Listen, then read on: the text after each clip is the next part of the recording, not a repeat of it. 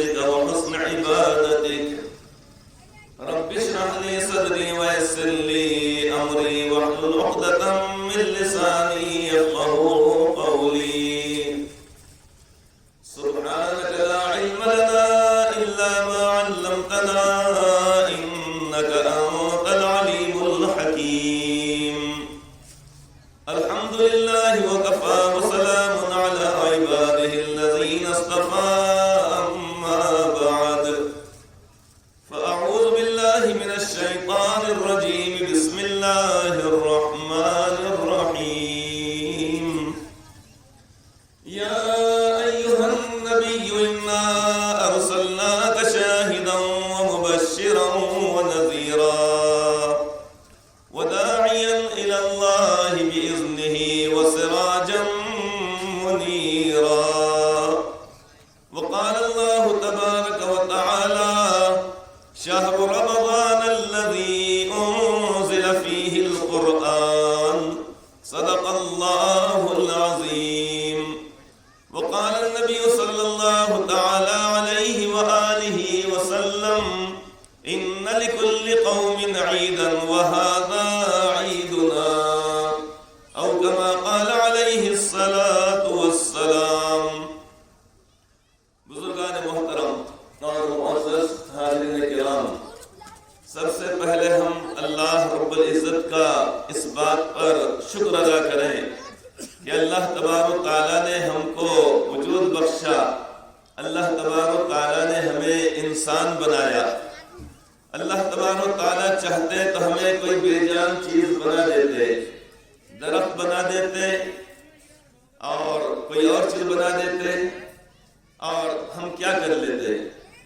ہم باقی چیزوں کی طرح ہم بھی بے جان چیزیں ہوتے، اور اس کا استعمال جس طریقے سے عام طور پر دنیا میں کیا جاتا ہے ویسا ہی استعمال ہمارا ہو جاتا.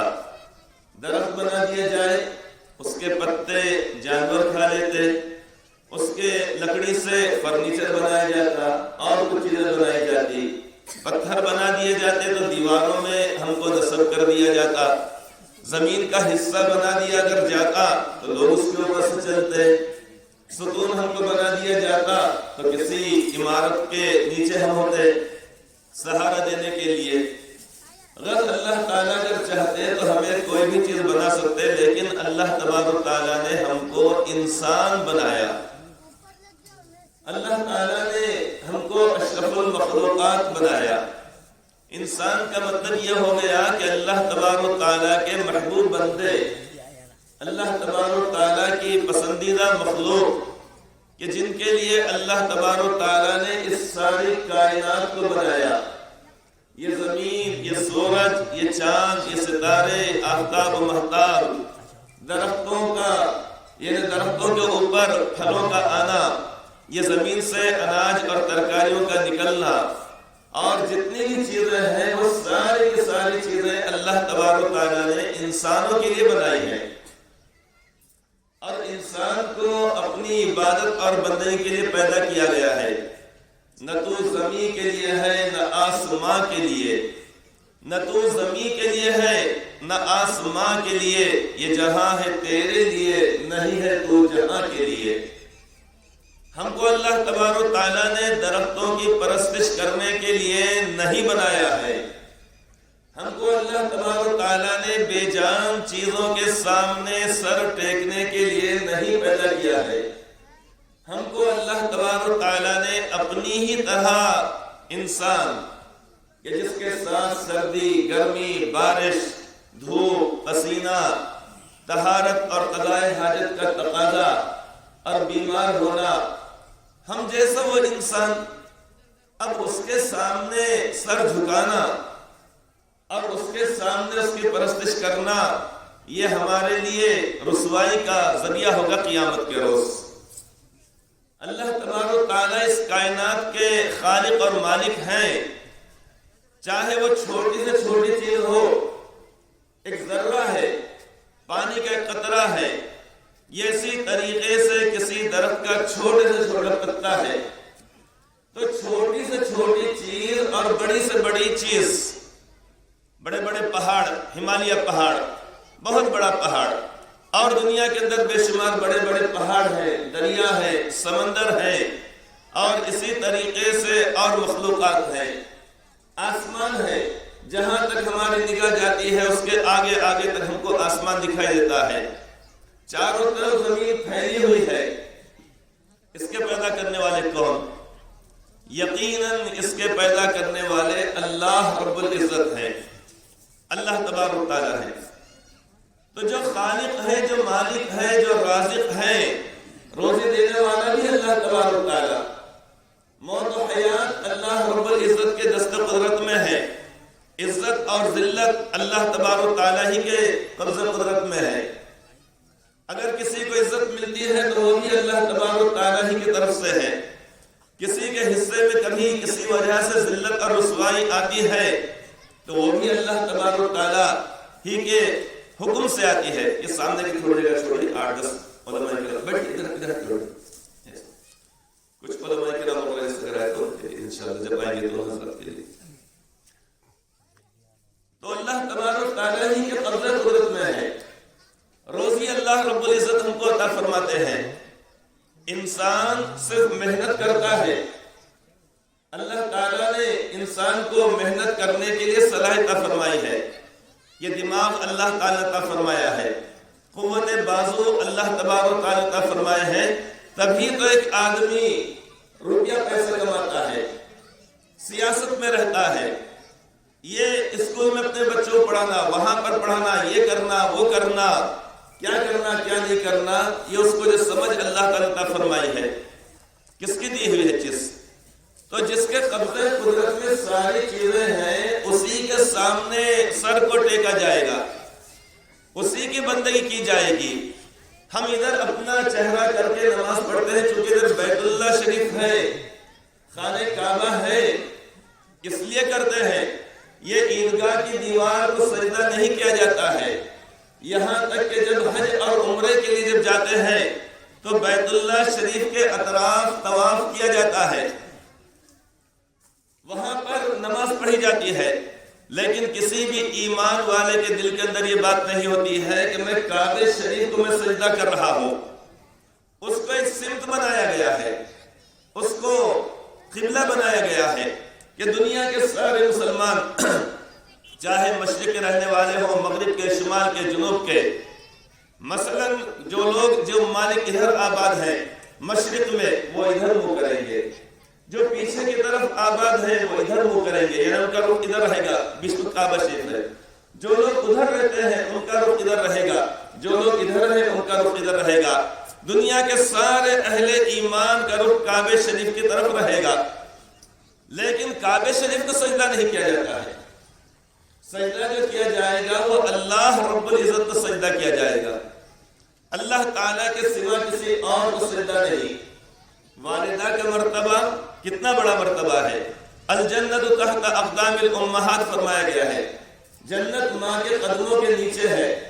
ماں کے قدموں کے نیچے جنت ضرور ہے، لیکن ماں کو سجدہ نہیں کیا جائے گا۔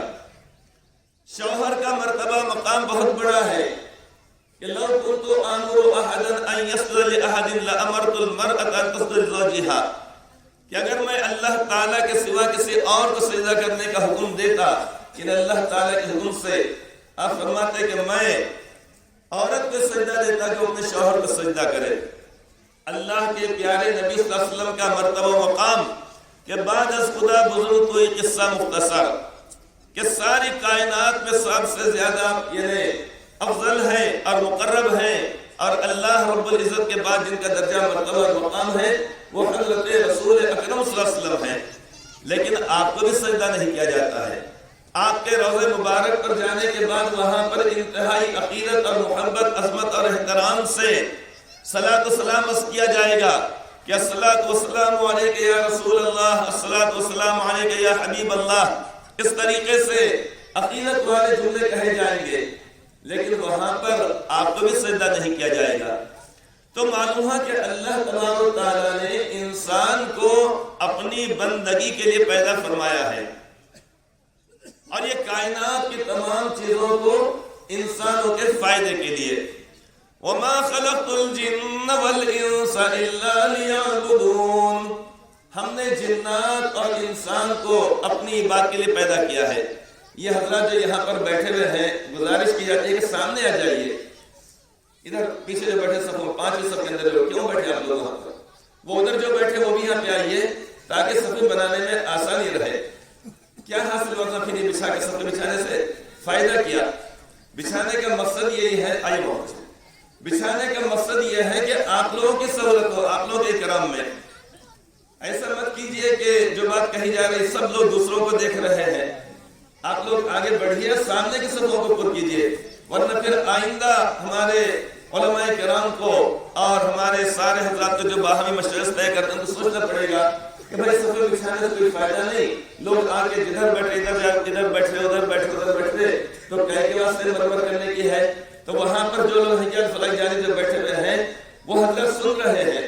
ان سے گزارش کی جاتی ہے کہ آپ ہی سے کہا جا رہا ہے آپ ادھر آئیے, قریب آئیے. کیوں ایسا کر رہے ہیں آپ لوگ؟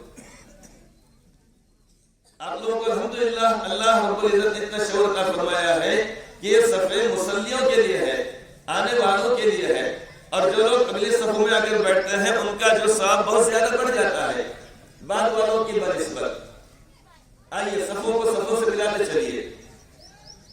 بات اس کی جا رہی تھی کہ اللہ تبارک و تعالیٰ نے انسان کو اپنی عبادت اور بندگی کے لیے پیدا فرمایا ہے, اپنی بندگی کے لیے. اور کائنات کی تمام چیزوں کو اللہ تبارک و تعالیٰ نے انسانوں کی غلامی کے لیے, انسانوں کے فائدے کے لیے, انسانوں کے نفع کے لیے. عقل مند آدمی وہ ہے, سمجھدار انسان وہ ہے جو کائنات کی ان تمام چیزوں سے فائدہ اٹھائے. سورج نکلا اس سے فائدہ اٹھائے کہ دن کے اجالے میں وہ حلال کمائی, جائز کمائی. رات کی تاریکی سے فائدہ یہ اٹھایا جائے کہ اس میں آرام کیا جائے اور اس میں اپنی نیند کو پورا کیا جائے تاکہ تھکان ہماری دوری ہو اور انسان دوسرے دن پھر تازہ دم ہو کر اللہ تعالیٰ کی عبادت میں, بندوں کی خدمت میں حلال اور جائز کمائی کمانے کے اندر لگ جائے. یہ اس کا فائدہ ہوگا. اللہ رب العزت نے مال و زر کا فرمایا اگر ہے تو اس سے اچھی چیزیں, اچھا لباس استعمال کرے, اچھا کھانا کھائے, اچھی سواری استعمال کرے, اچھا مکان بنائے, لیکن یہ ساری چیزیں حلال اور جائز کمائی کے ذریعے سے ہوں. اللہ تعالیٰ کو پسند ہے. قرآن کریم اللہ تعالیٰ فرماتے ہیں هو الذی جعل الارض فراشا, کہ وہی ہے اللہ تبارک و تعالیٰ جس نے تمہارے زمین کو بچھونا بنا دیا ہے. اور اسی طریقے فرمایا گیا کہ وہی ہے اللہ جس نے تمہارے پیدا کیا زمین میں جو کچھ سارا کا سارا, ساری چیزیں اللہ تعالیٰ کی عطا کردہ ہے, نعمت ہے, اس سے فائدہ اٹھانا. ہاں جو لوگ فائدہ اس سے اٹھاتے ہیں لیکن اللہ تعالیٰ کی بات نہیں کرتے ہیں, لہذا ان کا یہ عمل سرکشی کہلائے گا, بغاوت کہلائے گا, سرتاجی کہلائے گا. کہ جس اللہ کی زمین پر ہم چل رہے ہیں, جس اللہ تبارک و تعالیٰ کے پیدا کردہ آسمان کے نیچے ہم رہ رہے ہیں, جس اللہ تبارک و تعالیٰ کے عطا کردہ رزق کو ہم کھا رہے ہیں, جس اللہ تعالیٰ کے دیے ہوئے پانی کو, ٹھنڈے پانی کو ہم پی رہے ہیں, اور جس اللہ تبارک و تعالیٰ کی بینائی کو دیے ہوئے ہم آنکھوں سے اپنے دیکھ رہے ہیں, جس اللہ تبارک و تعالیٰ نے ہم کو ہاتھ میں قوت عطا فرمائی پکڑنے کی, پیروں میں قوت عطا فرمائی چلنے کی, دل میں قوت عطا فرمائی دھڑکنے کی, دماغ میں قوت عطا فرمائی سمجھنے کی, ان تمام چیزوں سے فائدہ اٹھائے اور غیر اللہ کی پرستش کرے, یہ اللہ تبارک و تعالیٰ کو ناگوار ہے. چاہے پرستش بے جان چیزوں کی ہو, جاندار کی ہو یا انسانوں کی ہو. تو بات یہاں چلی تھی کہ اللہ تعالیٰ کا سب سے پہلے اس بات پر شکر ادا کیا جائے کہ اللہ تعالیٰ نے ہم کو انسان بنایا, اور نہ صرف انسان بنایا بلکہ اللہ تبارک و تعالیٰ نے اپنی عبادت کی توفیق عطا فرمائی. ابھی جو رمضان شریف کا مہینہ گزرا ہے, ابھی اس کے اندر تراویح کا جو اہتمام کیا گیا ہے, قرآن کریم کی تلاوت کی گئی, ذکر و اذکار کیا گیا, اعتکاف کیا گیا, جتنے اعمال کیے گئے سارے کے سارے اعمال ہم نے اللہ رب العزت کی توفیق سے ہم نے کیے, اللہ تعالیٰ کی توفیق سے ہم نے کیے. این سعادت بزور بازو نیست, این سعادت بزور بازو نیست, تان بخشد خدای بخشندہ. یہ جو ہم کو سعادت حاصل ہوئی یہ ہم نے قوت بالغ سے نہیں حاصل نہیں کی، یہ اس وقت تک حاصل نہیں ہو سکتی جب تک کہ اللہ تبارک و تعالیٰ کی طرف سے توفیق نہیں ہوتی۔ لیکن یہ بھی یاد رکھنا چاہیے توفیق ان لوگوں کو ہوتی کہ جن کے دل کے اندر اللہ تعالیٰ کی اطاعت اور فرما برداری کا جذبہ ہوتا ہے۔ توفیق ان لوگوں کو ہوتی ہے جن کے دل کے اندر اللہ تعالیٰ کے پیارے حبیب پاک صلی اللہ علیہ وسلم کی محبت عظمت ہوتی ہے اور وہ سنتوں پر عمل کرنا چاہتے ہیں۔ اللہ تعالیٰ ان کو توفیق عطا فرماتے ہیں۔ قرآن کریم میں جو فرمایا گیا واللہ یہدی من یشاء الی صراط مستقیم، اللہ تبارک تعالیٰ سیدھی راہ بتلاتے ہیں ان لوگوں کو جن کو اللہ تعالیٰ چاہتے ہیں۔ ایک ترجمہ۔ دوسرا ترجمہ اس کا مترجمین نے کیا ہے؟ اللہ تعالیٰ سیدھا راستہ اس شخص کو بتاتے ہیں جو سیدھے من یشاء الی صراط مستقیم، جو سیدھے راستے پر چلنا چاہے اس کو بتاتے ہیں اللہ تبارک تعالیٰ۔ اذان ہو جانے کے بعد کوئی فرشتہ آ کر ہم کو گود میں اٹھا کر ہم کو لا کر مسجد میں لا کے پہلی صف کے اندر بٹھائے گا، ایسا نہیں ہوگا۔ جس کے دل میں جذبہ ہوگا کہ آخرت میں مجھے حساب کتاب دینا ہے، میدان حشر میں مجھے وہاں پر اللہ تعالیٰ کی بارگاہ میں حاضر ہونا ہے اور اپنے ایک ایک عمل کا حساب دینا ہے، لہذا جو شخص چاہے گا اٹھنا اس کو اللہ تعالیٰ توفیق دیں گے اور ہمت دیں گے، اور جو نہیں چاہے گا وہ اپنے دوستوں میں رہے گا، اپنے بیوی بچوں کے اندر رہے گا، اپنے کاروبار کے اندر رہے گا، اپنے لین دین کے اندر رہے گا، لہذا کوئی فرشتہ آ کر اس کو لا کر مسجد کے اندر لا کے نہیں بٹھائے گا۔ دل میں تڑپ ہوگی، دل میں جذبہ ہوگا، تو لہذا اللہ تعالیٰ کی طرف سے توفیق بھی ہو جائے گی مسجد میں آنے کی، اور اللہ تعالیٰ ہمت اور قوت فرمائیں گے۔ ابھی جو ہم نے عبادات کی ہے ساری کے ساری عبادتیں اللہ تعالیٰ کی توفیق سے ہوئی ہے، اس پر اللہ تعالیٰ کا ہم نے شکر ادا کرنا چاہیے کہ یا اللہ آپ کا لاکھ لاکھ شکر ہے کہ آپ نے ہم کو عبادتوں کی اور بندگی کی توفیق عطا فرمائی۔ اگر آپ کی طرف سے عبادت اور بندگی کی توفیق اگر یا اللہ نہیں اگر ہوتی تو ہم یہ عبادت نہیں کر سکتے تھے۔ اللہ رب العزت نے اپنا فضل و کرم فرمایا۔ قرآن کریم اللہ رب العزت نے اس ماہ مبارک کے اندر نازل فرمایا انا انزلناہ فی لیلۃ القدر، فرمایا گیا کہ ہم نے اس قرآن کریم کو شب قدر کے اندر اتارا ہے۔ اسی کی تلاش میں حکم یہ دیا گیا ہے کہ رمضان شریف کے آخری 10 دنوں کا اعتکاف کیا جائے، کیونکہ 21، 23، 25، 27 اور 29 ان طاق راتوں میں کوئی بھی رات ہو سکتی ہے کہ جس کے اندر شب قدر ہو، اور شب قدر کے بارے میں فرمایا گیا کہ لیلۃ القدر خیر من الف شہر، شب قدر 1000 مہینوں سے زیادہ افضل ہے۔ مطلب یہ ہے کہ اگر کوئی شخص لگاتار اور مسلسل 1000 سال تک، یعنی اس طریقے سے لیلۃ القدر خیر من الف شہر، 1000 مہینے تک اگر کوئی شخص لگاتار عبادت کرتا رہے، اور 1000 مہینے، ایک مہینے جو ہوتے ہیں وہ 80 سال سے زیادہ کی بات ہے، اور عام طور پر اس امت کی جو عمریں رکھی گئی ہیں پہلی امتوں کے مقابلے میں، پہلی امتوں کی عمریں 500 سال، 800 سال، 900 سال، 600 سال، اس امت کی عمروں کو اللہ رب العزت نے رکھا ہے۔ آپ فرماتے ہیں اعمار امتی من 60 الی 70، کہ میری امت کی عمریں، امت سے مراد یہاں پر تمام لوگ قیامت تک کے آنے والے، صرف ایمان والے نہیں، چاہے وہ ایمان لاتے ہو یا نہ ہو، چاہے وہ یہودیت کے اوپر ہو، نصرانیت کے اوپر ہو، یا دیگر مذاہب کو اختیار کیے گئے ہو، تو وہ سارے کے سارے یہاں پر مراد ہیں۔ تو آپ نے فرمایا کہ اعمار امتی من 60 الی 70، کہ میری امت کی عمریں 60 سے 70 سال کے بیچ میں ہے، یہ ایک اوسط بتایا گیا، لیکن اس کا مطلب یہ نہیں کہ کسی کی عمر 30 سال ہے تو یہ سمجھے کہ میں 70 سال تک جینے والا ہوں، یہ قطعی طور پہ نہیں۔ کسی کی عمر اگر 90 سال اگر ہو تو یہ من جانب اللہ کی اس کو مل گئی ہے، لیکن اوسط جو ہے اس امت کا یہ ہے 60 سے 70 سال کے بیچ۔ اب اگر کسی شخص کی عمر اگر 80 سال اگر ہوتی ہے، اب اس میں 15 سال کا زمانہ بے شعوری کا زمانہ ہے، نابالغی کا زمانہ ہے، اب اس کے بعد ایک عرصہ سونے میں گزر گیا، کھیلنے میں، کھانے میں، کمانے میں۔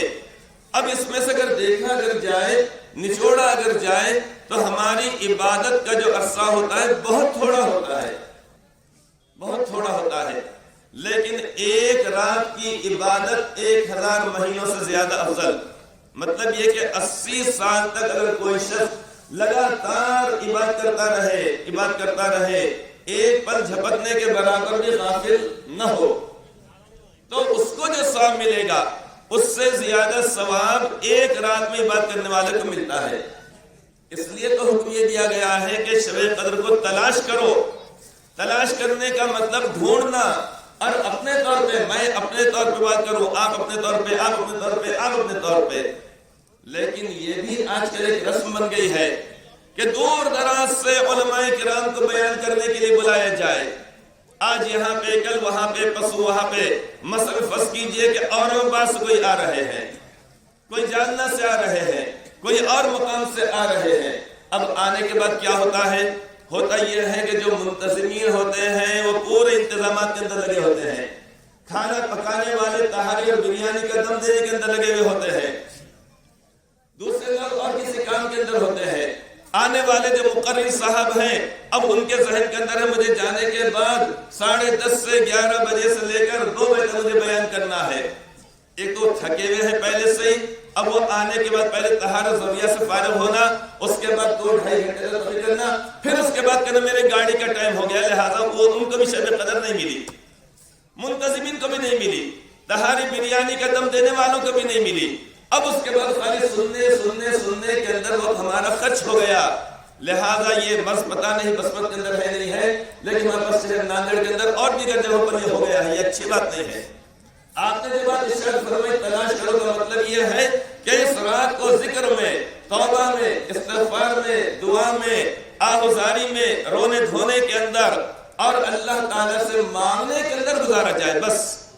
ام المؤمنین سیدہ حضرت عائشہ صدیقہ رضی اللہ عنہ جب عرض کیا یا رسول اللہ اگر مجھے معلوم ہو جائے کہ آج کی رات شب قدر ہے، ما اقول فیہا، تو میں اللہ تعالیٰ سے کیا مانگوں، کیا کروں؟ آپ نے بڑی پیاری اور جامع دعا بتلائی۔ آپ نے فرمایا قولی، تم یہ کہو اللہم انک عفو تحب العفو فاعف عنی۔ کتنی مختصر دعا ہے، کتنی جامع دعا ہے۔ یا اللہ، اللہم انک عفو، بے شک آپ معاف کرنے والے ہیں، تحب العفو، یا اللہ آپ معاف کرنے کو پسند فرماتے ہیں، فاعف عنی، یا اللہ آپ مجھے معاف فرما دیجئے۔ اب بتلائیے یہاں پر کتنی مختصر دعا ہے۔ معاف کرنے کا مطلب ہے کہ یا اللہ میرے ساتھ آخرت میں درگزر کا معاملہ فرمائیے، یہ مطلب ہو گیا۔ اب آخرت میں جس کے ساتھ درگزر کا معاملہ ہو گیا، اب اس کے لیے جنت کا راستہ ہموار ہو گیا، اب ساری کی ساری دولت مل گئی، اس لیے کہ زندگی کا پورا نچوڑ یہی تو ہے۔ ہم کو یہاں پر جو بھیجا گیا تفریح کرنے کے لیے نہیں ہے، جاؤ جا کے دنیا کے اندر گھوم کے آ جاؤ، سیر و تفریح کرو، نہیں، یہ ساری چیزیں آخرت میں رکھی گئی ہیں، یہ ساری چیزیں آخرت میں۔ اور وہاں پر کیا رہے گا؟ ان اصحاب الجنت اليوم فی شغل فاکہون ہم وازواجہم فی ظلال علی الارائک متکئون لہم فیہا فاکہۃ ولہم ما یدعون سلام قولا من رب الرحیم۔ سورہ یاسین شریف کی آیت پاک ہے کہ جس کے اندر یہ فرمایا گیا ہے کہ جنتی لوگ آج آمنے سامنے بیٹھے ہوئے ہوں گے، باتیں کر رہے ہوں گے، ان کے سامنے پھل لائے جائیں گے اور وہ ایک دوسرے سے آمنے سامنے ان کی باتیں کریں گے اور طرح طرح کی نعمتیں استعمال کریں گے۔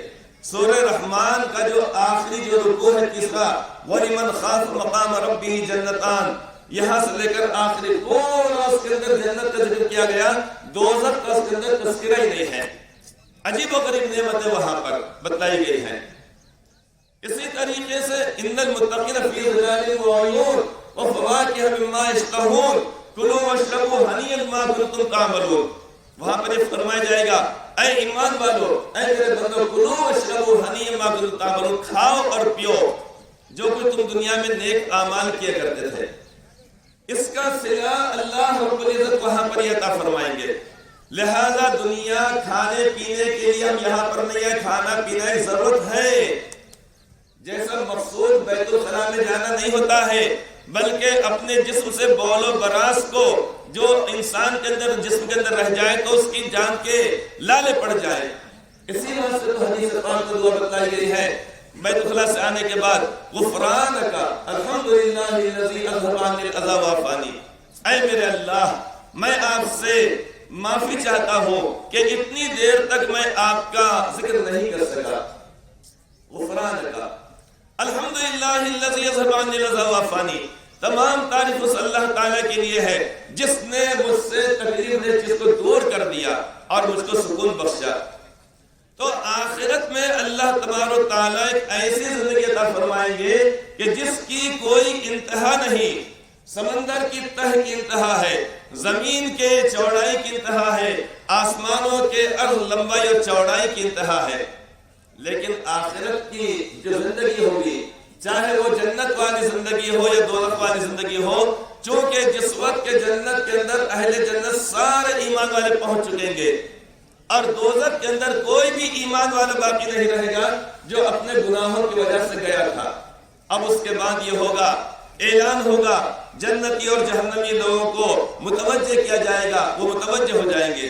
اس کے بعد ایک مینڈے یا دمبے کی شکل میں جانور بلایا جائے گا اور اس کے بعد اس کو ذبح کر دیا جائے گا۔ پھر اعلان ہوگا کہ جو لوگ جنت میں وہ ہمیشہ ہمیشہ کے لیے جنت میں رہیں گے، اور جو لوگ دوزخ میں ہیں اب وہ ہمیشہ ہمیشہ کے لیے دوزخ کے اندر رہیں گے۔ یعنی وہاں پر موت کو بھی موت آ جائے گی۔ کیا ہوگا وہاں پر؟ موت کو بھی موت آ جائے گی۔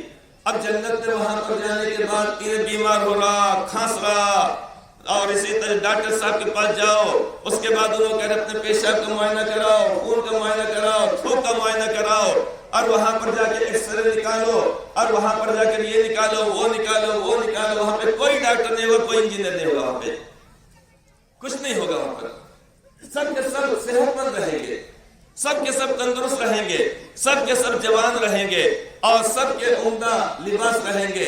یہاں پر سونا اور چاندی مردوں کے لیے حرام کیا گیا، چاندی کی بہت معمولی مقدار اجازت دی گئی، ریشم حرام کیا گیا، شراب پینا یہاں پہ حرام کیا گیا۔ لیکن آخرت میں اللہ تبارک و تعالیٰ ساری نعمتیں وہاں پر عطا فرمائیں گے۔ کلوا واشربوا ہنیئا بما کنتم تعملون، اے ایمان والو، اے میرے بندو، تم کھاؤ اور پیو، تم جو دنیا کے اندر جو نیک اعمال کر کے آئے ہو۔ نیک اعمال کا مطلب خالی نماز، روزہ، زکوٰۃ، حج، صدقہ، خیرات، قربانی نہیں، یہ تو ہے ہی فرائض میں داخل ہے۔ اس کے علاوہ پڑوسیوں کے ساتھ اچھا برتاؤ کرنا، ان کی خبر گیری کرنا۔ ہو سکتا ہے کہ ہمارے پڑوس کے اندر کوئی شخص محنت مزدوری کرنے والا ہو، بارش زیادہ ہو جانے کی وجہ سے اس کو روزگار نہیں مل سکا، خدا نہ خواستہ حالات خراب ہو گئے، وہ بھوکا ہو سکتا ہے کہ وہ رات میں سفر کر کے آئے اور اس کے بیوی بچے وہاں پر نہ ہو، اپنے میکے میں ہو۔ لہذا ہمارا اخلاقی اور دینی فریضہ ہے کہ اس کی خبر بھی نہیں کرے، چاہے وہ مسلمان ہو یا ہمارا وطنی بھائی ہو۔ حدیث پاک میں آقا فرمایا، لیس المؤمن بالذی یشبع وجارہ جائع الی جنبہ، کہ وہ شخص مومن نہیں، یعنی صحیح ایمان والا نہیں، سچا پکا مسلمان نہیں، کامل ایمان والا نہیں۔ لیس المؤمن بالذی یشبع، جو خود تو پیٹ بھر کے کھائے اور اس کا پڑوسی اس کے بازو بھوکا رہ جائے، یہ اس کی تعلیمات دی گئی ہے۔ آپ نے ایک مرتبہ فرمایا، واللہ لا یؤمن، واللہ لا یؤمن، واللہ لا یؤمن، قسم اللہ کی وہ مومن نہیں، قسم اللہ کی وہ مومن نہیں، قسم اللہ کی وہ مومن۔ 3 مرتبہ ایک ہی جملے کو آپ نے ایک ہی مجلس میں آپ نے ارشاد فرمایا۔ صحابہ کرام کانپ گئے، لرز گئے، ڈر گئے، خوف میں آ گئے، پوچھا من الذی یا رسول اللہ، من الذی یا رسول اللہ، تو کون سے مومن نہیں؟ آپ نے فرمایا الذی لا یأمن جارہ بوائقہ، وہ شخص کہ جس کا پڑوسی اس کی تکلیفوں سے محفوظ نہ رہے۔ اب ہم یہ کہہ رہے نہیں بھائی میں تو قرأت سن رہا ہوں قاری عبد الرحمن صدیق صاحب کی، میں فلاں چیز کر رہا ہوں، میں نعت شریف سن رہا ہوں، میں فلاں کام کر رہا ہوں، یا اپنے گھر کا کچرا نکال کر بازو والے گھر کے سامنے ڈال دیے، یا اور کوئی گندگی اور غلاظت ڈال دیے، نہیں کرنا چاہیے۔ تو فرمایا گیا کہ وہ شخص کہ جس کا پڑوسی اس کی تکلیفوں سے محفوظ نہ رہے، یہ اسلام کی تعلیمات ہے۔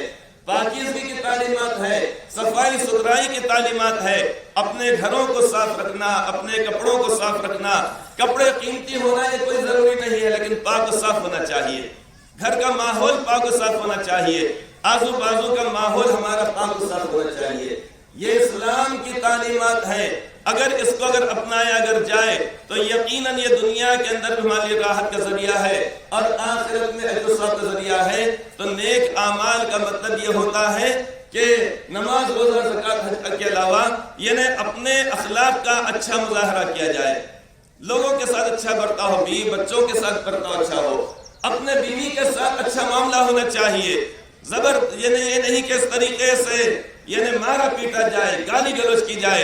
آپ نے اس سے منع فرمایا اور آپ نے فرمایا کہ لن یضرب خیارکم، کہ تم میں سے شریف لوگ اپنے بیویوں کو ماریں گے نہیں۔ آپ نے فرمایا اپنی بیوی کو اس کے ماں باپ کا طعنہ نہیں دینا چاہیے کہ تمہارے باپ نے تربیت نہیں کی، تمہارے فلاں نے نہیں کی، ایسا نہیں کیا، ویسا نہیں کیا۔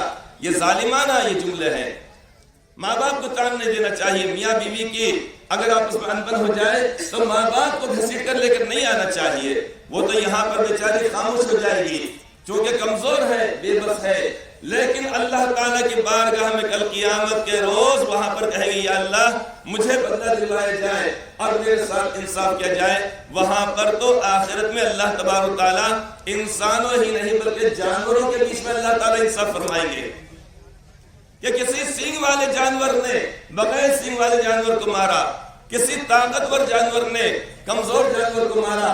اب وہاں پر میدان حشر میں اس کو سینگ دے دیے جائیں گے، اس کو طاقت دی جائے گی، کہا جائے گا اس سے بدلہ لے لو۔ اب وہ بدلہ لے لے گا، بدلہ لینے کے بعد اب ان دونوں کو مٹی بنا دیا جائے گا۔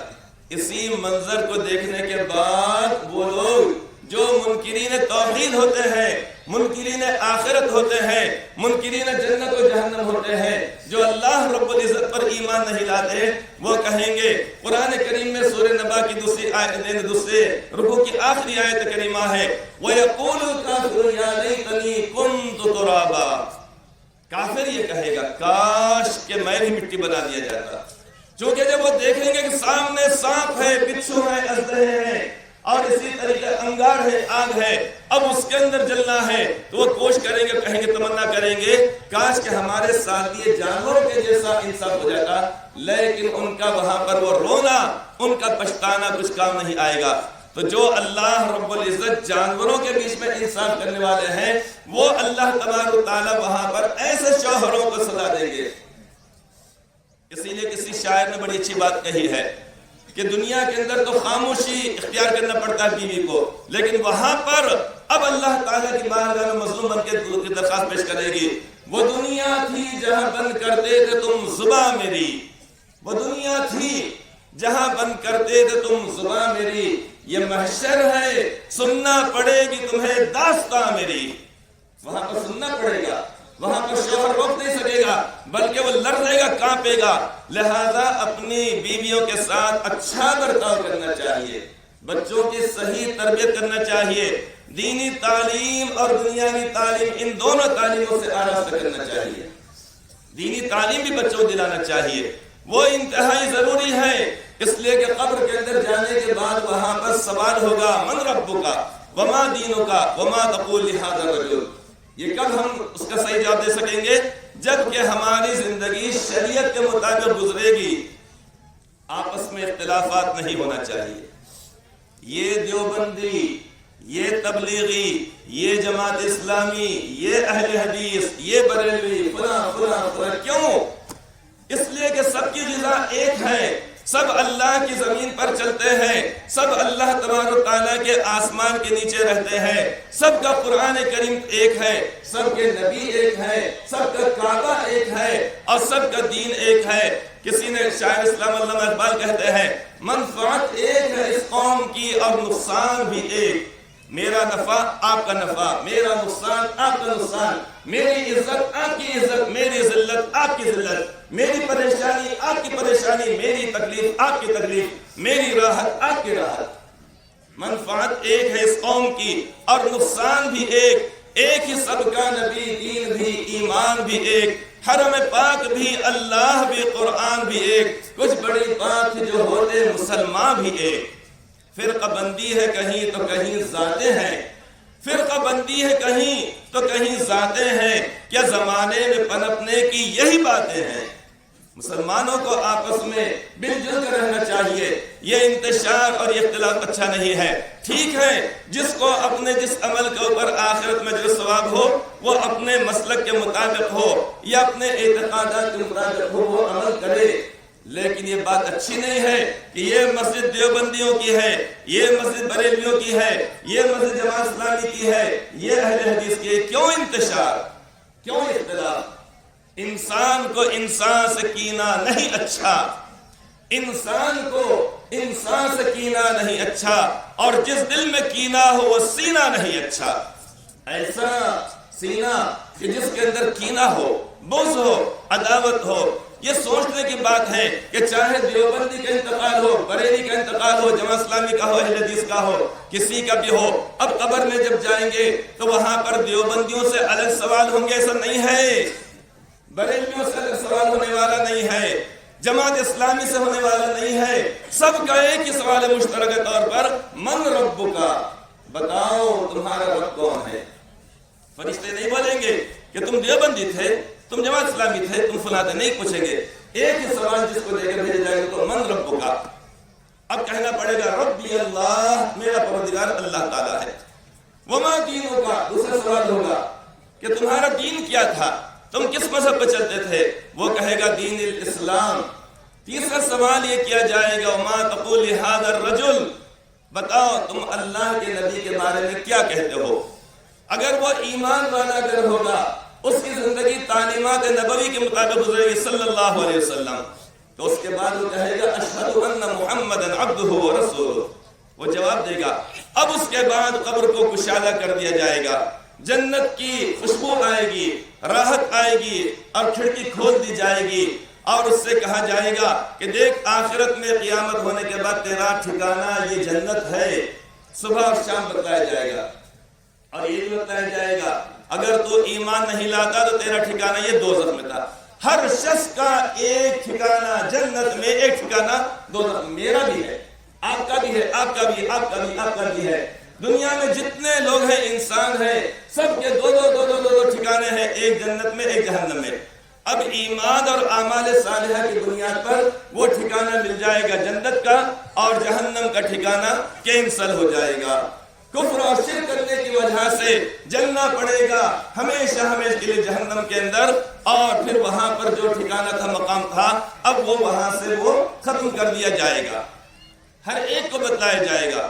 اس لیے یہاں پر جو اعمال کیے جائیں گے، عبادت کی جائے گی، ہماری زندگی، معاشرتی زندگی ہماری بڑی پیاری زندگی ہونی چاہیے، اچھی زندگی ہونی چاہیے، صبح سے لے کر شام تک بغیر کسی ٹینشن کے گزرنا چاہیے، سکون کے ساتھ گزرنا چاہیے۔ سکون کا مطلب یہ نہیں کہ شیش محل ہو اور ہمارے گھر کے سامنے 15 لاکھ روپے گاڑی کھڑی ہوئی ہو اور ہاتھ میں ہمارے راڈو کھڑی ہو، یہ مطلب نہیں ہے۔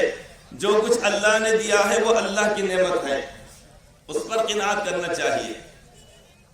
امجد حیدرآبادی بڑے اچھے شاعر گزرے ہیں، انہوں نے کہا ہر چیز کا کھونا بھی بڑی دولت ہے، بے فکری سے سونا بھی بڑی دولت ہے۔ کیا مطلب ہو گیا کھونے کا؟ مطلب عیدگاہ میں آئے چپل گما دیے، دعوت میں گئے چھتری بھول گئے، بیت الخلاء میں گئے لنگی آئے تو پائجامہ بھول گئے، کہیں گئے تو بھول گئے، یہ مطلب ہوا، یہ مطلب ہے یہاں گئے یہ بھول گئے، وہاں گئے وہ بھول گئے، وہاں گئے وہ بھول گئے۔ ہر چیز کا کھونا بھی بڑی دولت ہے، بے فکری سے سونا بھی بڑی دولت ہے۔ بے فکری سونے کا یہ مطلب نہیں کہ گھوڑے بیچ کے سو گئے، پنکھا چل رہا ہے فل تو پتہ نہیں چل رہا ہماری چادر کدھر جا رہی، تکیہ کدھر جا رہا، لنگی کدھر جا رہی۔ اب بعد میں کیا ہو جائے، بقرعید میں جیسا کبھی بعد میں سنا ادھر گا علماء کرام کہ ارے فلاں صاحب بولے تو ایسا ایسا ایسا، یہ مثال دیے۔ اللہ کے نئے بندوں سمجھنا چاہیے کہ مثالیں جو دی جاتی ہیں وہ سمجھانے کے لیے۔ قرآن کریم کے اندر اللہ رب العزت نے کئی جگہ پر مثال دیا ہے، کئی جگہ پر۔ اب اسی وجہ سے کفار مشرکین کہتے ہیں ارے قرآن کریم میں مکھی کی مثال، مچھر کی مثال، پسو کی مثال، اس کا ذکر، خنزیر کا ذکر، فلاں کا ذکر، یہ کیا بات ہے؟ اللہ نے فرما دیا ارے بولو ان اللہ لا یستحی ان یضرب مثلا ما بعوضۃ فما فوقها۔ اللہ تعالیٰ مکھی اور مچھر یا پھر 100 اس سے بھی کم تر کی مثال دینے سے اللہ تعالیٰ نے فرماتے ہیں مثال دینے کا مطلب یہ ہوتا بات کو آسانی سے سمجھایا جائے. ارے ایسا بولے اس لیے بولتے ہمارے پاس دینی مدارس ہیں, جامعہ طیبہ ہے, علماء کرام ہیں, مولانا عبد المبین صدیقی صاحب ہیں, مولانا عباس صاحب ہیں, مولانا ظاہر شریف صاحب ہیں, مولانا جمیل صاحب ہیں, مولانا عقیل صاحب ہیں اور دیگر علماء کرام. اللہ کی نعمت ہے, ان سے رجوع ہونا چاہیے. اگر ان سے رجوع اگر ہو جائیں گے تو انشاءاللہ تعالی ہمارے دماغوں کے اندر کوئی ایسی چیزیں نہیں آئیں گی کہ جو قابل اعتراض ہو. تو بتایا جا رہا تھا کہ انہوں نے کہا کہ ہر چیز کا کھونا بھی بڑی دولت ہے. بے فکری سونے کا مطلب یہ ہے کہ انسان کو سکون سے نیند آ جائے, اس کو نیند کی گولیاں کھانے کی نوبت نہ آئے. کیسے نیند آئے؟ جیسے کہ مزدور لوگ آپ نے دیکھا ہوگا اسٹیشنوں پہ ادھر ادھر کچھ اخبارات ادھر ادھر اٹھاتے سو جاتے, خراٹے لے کے سوتے ہیں. کوئی مزدور ہے تو گولی نہیں کھاتا نیند کی, سو جاتے ہیں فٹ پاتھ پہ اخبار بچھا کر, سو جاتے ہیں فٹ پاتھ پہ اخبار بچھا کر. مزدور کبھی نیند کی گولی کھایا نہیں کرتے. ہاں لکھ پتی کروڑ پتی جائے گا بولے گا ڈاکٹر صاحب نیند نہیں آ رہی, گولی دو فلا دو اب گولی کھانا پڑ رہا, لیکن مزدور کبھی نہیں کھاتا. تو وہ کہتے ہیں کہ ہر چیز کا کھونا بھی بڑی دولت ہے, بے فکری سے سونا بھی بڑی دولت ہے. افلاس نے سب موت آسان کر دی اور دولت کا نہ ہونا بھی بڑی دولت ہے. نہیں اگر ہے تو دنیا کی زندگی تو گزر جائے گی. حدیث پاک میں آپ نے فرمایا کہ میری امت کے فقراء کا مطلب یہ ہے بھیک مانگنے والے پیشہ ور لوگ نہیں. کنٹلوں سے اناج جمع کر لیا اور بعد میں جا کر تو کسی غیر کی دکان پر, چونکہ مسلمان کی دکان پر بیچنے کے لیے شرم آتی ہے, پورا اناج لے کر کے ہوں عشر کا صدقے کا اس کو لے کے وہاں بیچ دے رہے ہیں. یہ مراد نہیں. فقیر کا مطلب ہوتا ہے جس کے پاس گزارے کے لیے نہیں ہے لیکن بہت تھوڑا سا ہے. تو آپ نے فرمایا کہ میری امت کے فقراء یعنی فقیر لوگ, ضرورت مند غریب لوگ مالداروں سے 500 سال پہلے جنت میں چلے جائیں گے. مالدار لوگ حساب دینے میں رہیں گے, وہ پلاٹی کہاں سے آئی تھی, وہ جو گھر بنائے تھے جو 2 فٹ کا آگے جو تم نے آگے بڑھا دی وہ کیسا کیا ہوا تھا, وہ تمہارے جسم کے اوپر جو لباس تھا, وہ تمہارے ہاتھ کے اوپر جو گھڑی تھی, تمہارے پاس جو سواری تھی وہ کہاں سے آئی. اب یہ حساب کتاب دینے میں 500 سال کا لگ جائے گا. اس لیے یہاں کی زندگی تو گزرنا ہی گزرنا ہے. جیسی بھی ہو روکھی سوکھی روٹی کھا کر اللہ رب العزت کا شکر ادا کرنا. جس کے پاس جو چیز ہے اس کے اوپر قناعت کرے. جانوروں میں دیکھیے کسی جانور کے سر کے اوپر اللہ تعالی سینگ لگا دیا, لہذا کس نے حملہ کیا تو کیسے کرتا, ایسا مار کر لیتا نہیں کام. جس کے پاس سینگ نہیں ہے, اب ہاتھی یہ نہیں روتا عمر بھر میرے پاس سینگ نہیں, ارے وہ سونٹ سے پکڑ لیتا ہے. جس کے پاس سینگ ہے نہیں, اس کے پاس سونٹ بھی نہیں, گدھے کے پاس, انہیں کیا کہتا ٹھیک ہے بیٹا تو آپ پیچھے ایسا لاکھ مارتا نہیں کہ تجھے کہاں لگی لاکھ مجھے کچھ نہیں معلوم اور تیرے ساتھ کیا ہوگا مجھے نہیں معلوم. گدھے کے پاس سینگ نہیں, سونٹ نہیں, لیکن وہ لاکھوں کا استعمال کرتا. مرغی کے پاس یہ بھی نہیں ہے, سونٹ بھی نہیں ہے, وہ بھی نہیں ہے, لہذا بلی اگر آ جائے اس کے ساتھ اس کے بچے اگر ہیں, چیل اگر آ جائے لہذا اس کے ساتھ اچھل کر وہ چونچ سے کام لیتی ہے, اپنا لیتی ہے نہیں لیتی ہے. جب جانور لوگ ہیں تو روتے دھوتے نہیں بیٹھتے. دیکھے کبھی آپ نے کسی کو اونٹ کو رو رہا نہیں میرے پاس سینگ نہیں ہے, دیکھے گا بلی کو دیکھے کہ روتے ہوئے نہیں میرے پاس ہے تو سینگ نہیں ہے, سونٹ نہیں ہے, ارے وہ سب پکڑتی کاٹتی ہوں. تو جب ایک جانور جب نہیں روتا ہے, اپنے پاس جو چیز سے کام چلاتا ہے, تو اللہ رب العزت نے آپ کو مجھے جس شخص کو جو چیز دیا اس کے اوپر قناعت کرے. اللہ تعالیٰ فرمائے لئن شکرتم لازیدنکم, اگر تم میری نعمتوں پر شکر ادا کرو گے تو میں اپنی نعمتیں تم کو اور زیادہ دوں گا. لہذا یہ ہماری زندگی جو ہمارے سکون کی گزرنا چاہیے, آرام سے گزرنا چاہیے. آج الحمدللہ عید کا دن ہے. حدیث پاک میں آپ نے فرمایا ان لکل قوم عیدا وہذا عیدنا, ہر قوم کی ایک عید ہوا کرتی ہے. دنیا کے اندر جتنے مذاہب ہیں وہ اپنے اپنے طور پر اپنی تعلیمات کے مطابق یہ جو ان کو ان کے بڑوں سے جو چیز ملی ہے اس کے مطابق وہ عیدیں مناتے ہیں, خوشی مناتے ہیں. اہل ایمان کے لیے فرمایا گیا ہے وَهَذَا عِيدُنَا, اور یہ ہماری عید ہے. آپ نے فرمایا اس عید کے اندر کوئی شور و شغب نہیں, کوئی چیخ پکار نہیں، راستوں کو گھیرنا نہیں ہے، چلنے والوں کو کوئی تکلیف نہیں، بلکہ حکم کیا دیا گیا، جب عیدگاہ میں آؤ اپنے گھروں سے نکلو تو دھیمی آواز میں اور انفرادی طور پر اللہ اکبر لا الہ الا اللہ اللہ اکبر وللہ الحمد، یہ تکبیر پڑھنے کا حکم ہے رمضان میں بھی اور بقرعید میں بھی۔ لیکن رمضان شریف کی عید میں آہستہ آہستہ دھیمی آواز سے اکیلے اکیلے۔ اب بتلائیے یہ پڑھنے کی وجہ سے اکیلے اکیلے کیا راہگیروں کو کوئی تکلیف ہوگی؟ نہیں ہوگی۔ جاتے وقت بھی یہ پڑھنے کا حکم دیا گیا ہے۔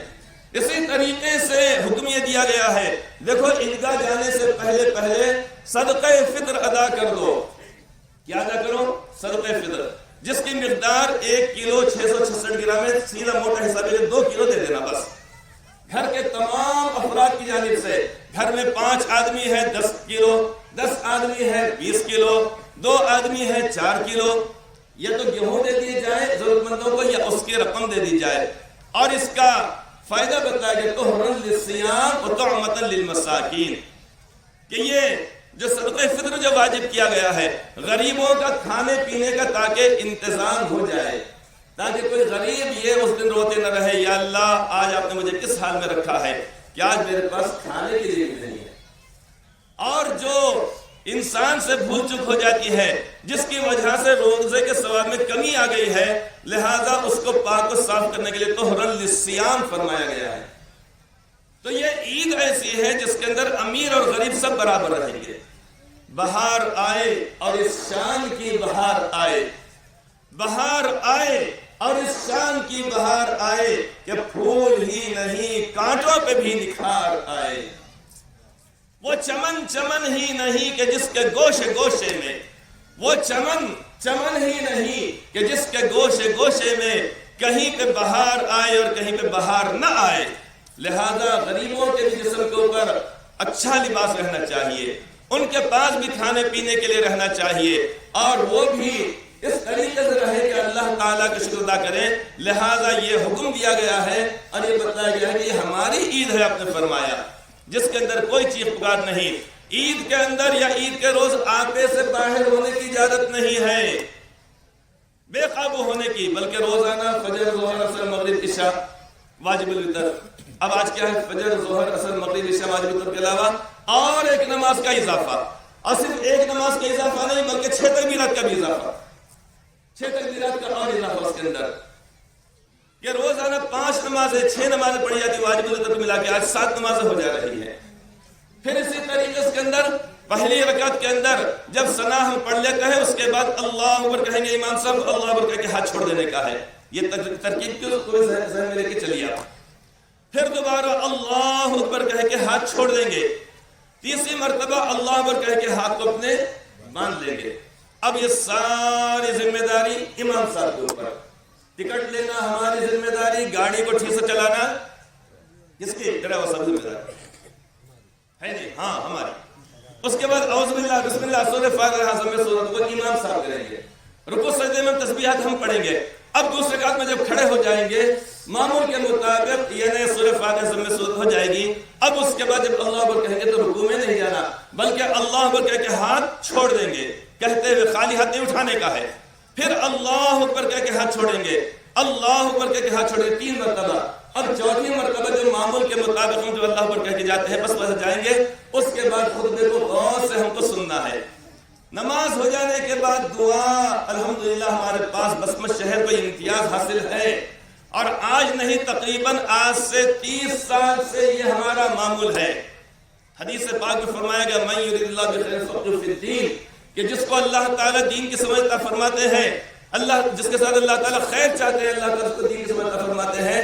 آج سے کوئی 30 سال پہلے یہاں پہ الحمدللہ یہ چیز کی شروعات کی گئی، بتلایا گیا لوگوں کو، اور یہ کہا گیا کہ الحمدللہ ہمارے پاس نماز ہو جائے گی، اس کے بعد دعا ہو جائے گی، خطبہ ہو جائے گا، اور یہ عمل ہمارا دارالمحمدیہ اور دارالجامعہ طیبہ کے قائم ہونے سے بہت پہلے شروع ہو چکا۔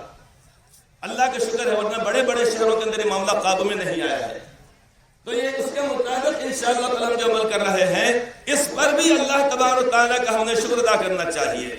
ہمارے پاس علماء کرام کی محتاط ہے، ان سے فائدہ اٹھائیے، تفسیر میں بیٹھیے، اسی طریقے جن کو جو لائن اچھی لگتی ہے، چاہے وہ تبلیغی جماعت والی ہو، جماعت اسلامی والی ہو، جو بھی ہو، جن کو اپنے طرز عمل سے آخرت میں جو ثواب کی امید ہو کرتے رہیں، کسی کا کسی سے کوئی ٹکراؤ نہیں ہونا چاہیے۔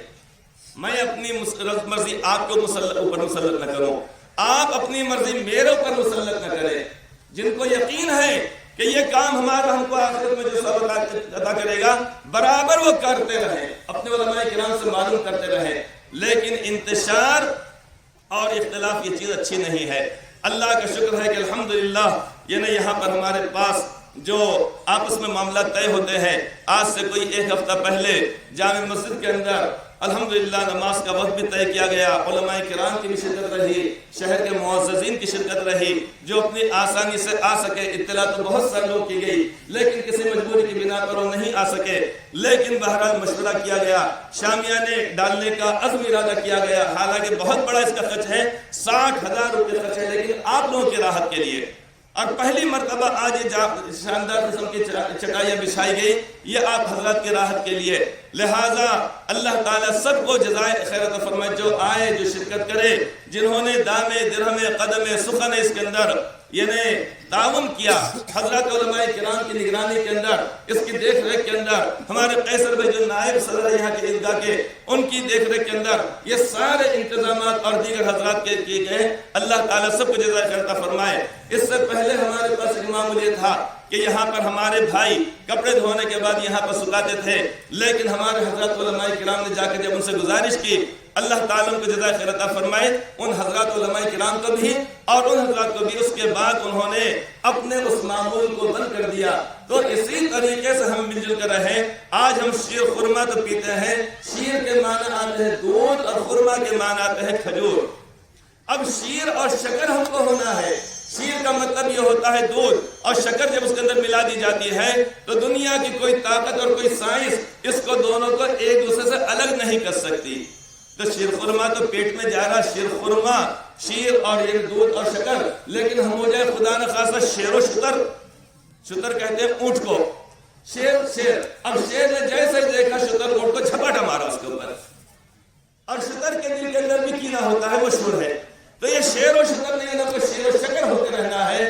لہذا اسی صورت میں اللہ تبارک تعالیٰ کی مدد شامل حاضر رہے گی۔ اس لیے عمومی طور پہ سب کا شکریہ ادا کیا جاتا ہے۔ اللہ تعالیٰ سب کو جزائے خیر عطا فرمائے۔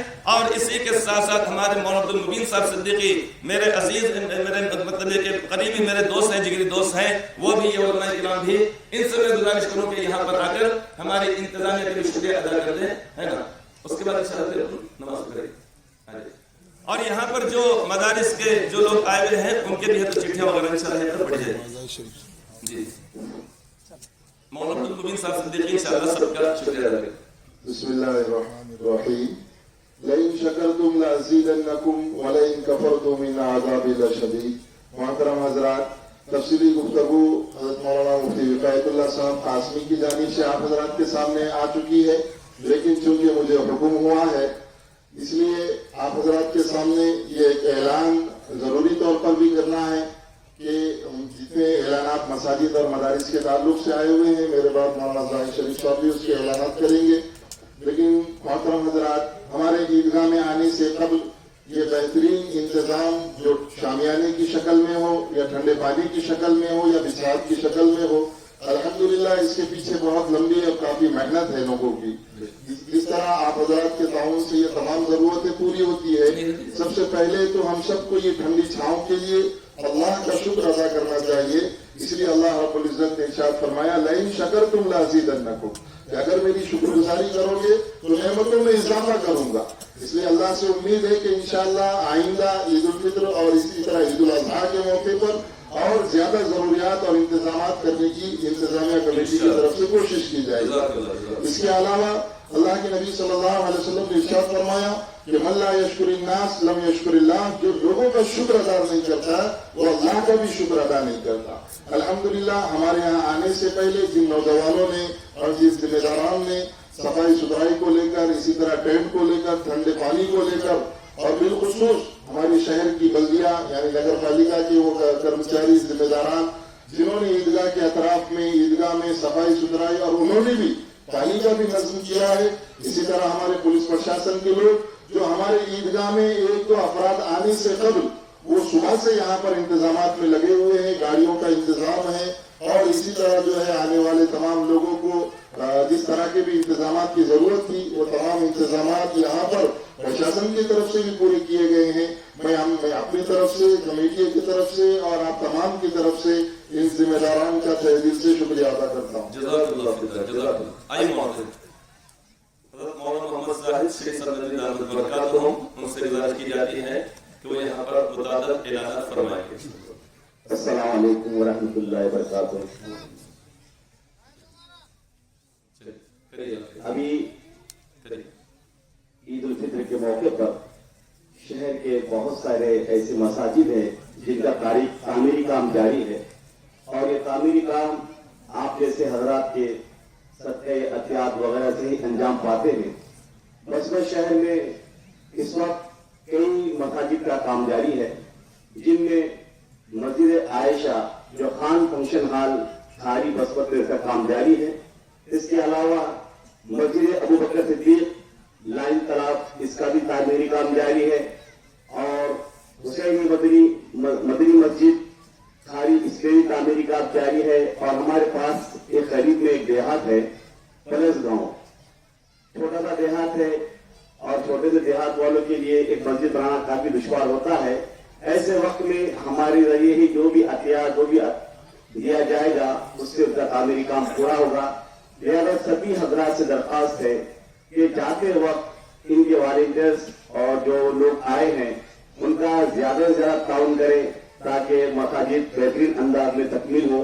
इसके अलावा मुसाफिर शाह के साकिन सिराज कुरैशी ये काफी सीरियस हैं, इनके अफराद खानदान की जानिब से दरख्वास्त की गई है कि उनके लिए सेहत की दुआ की जाए कि अल्लाह ताला उनको जल्द से जल्द सेहत अता फरमाए। इसके अलावा खुर्शीद साहब है, उनकी बच्ची की तबीयत काफी सीरियस है, इन दोनों के लिए भी अपनी दुआ में याद रखें, और आगे कार्रवाई के लिए मैं मुफ्ती साहब से दरख्वास्त करता हूँ कि वो अंजाम दें। 1-2 मिनट के अंदर ऐलान में सुन ले। जुमला रकम हमारे पास जमा हुई थी 2 ईदों की 2,64,050 रुपये, जिसमें से खर्च हुआ जो सफे जो बनाई गई वहाँ पर और दीगर खर्च वगैरह बहुत सारी इसके अंदर तफसीलात है। 2,68,000 रुपये और कर्ज बाकी रह गया है 4,005 रुपये। ये आपको बताना था, ये तो इख्तिसार बतला गया, लेकिन इसके अंदर पूरी तफसीलात हमारे कैसर भाई नायब सदर ने बतलाई अल्हम्दुलिल्लाह। इसलिए आपके एक रुपये का अल्लाह का शुक्र है कि बहुत सही इस्तेमाल हो रहा है। इंशाअल्लाह ताला ये चीज हमको आखिरत में अजर सवाब दिलाएगी। और आज भी आपसे गुजारिश है कि सब हज़रात जैसे नमाज हो जाएगी उसके बाद दुआ हो जाएगी, उसके बाद इंशाअल्लाह ताला आपके सामने जब नौजवान बच्चे आएंगे ज्यादा से ज्यादा काम फरमाइए। सबसे पहले शुरुआत की जाएगी इंशाअल्लाह ताला 1,000 रुपये से, और आप हज़रात 100 रुपये जरूर डालिए, तो ताकि हमारे पास जो जितना जो काम रह गया वो भी काम इंशाअल्लाह हो जाएगा। चलिए नमाज के लिए सफे बांधेंगे हम, और उसके बाद इंशाअल्लाह दुआ उस पर खुदा हो जाएगा। ताउन जरूर फरमाइए, ज्यादा से ज्यादा फरमाइए।